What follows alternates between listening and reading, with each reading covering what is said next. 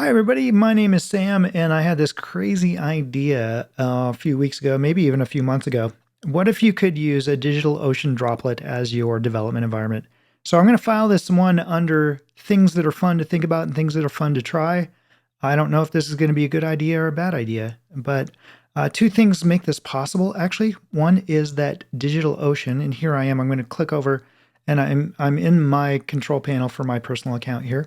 And then I click on Marketplace on the left-hand side.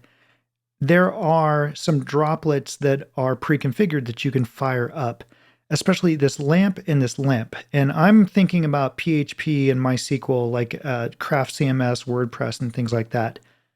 LAMP, just if you don't know, it means Linux, Apache, MySQL, and PHP, everything you need to do to run Craft or WordPress. LAMP is exactly the same thing, just with Nginx, probably the better choice.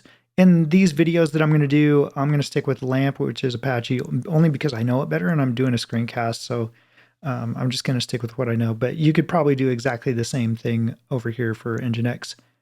Another thing that makes this possible is VSCode, which is kind of nice. A free, great editor.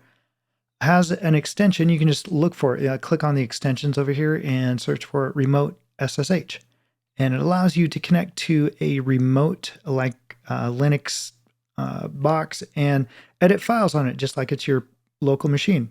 And I think it's pretty cool. So with that in mind, like I said, I'm going to try to do a few short videos, and in the next one, we'll fire up a DigitalOcean droplet, which should be pretty fun. So thanks for watching this one, and I'll see you in the next one.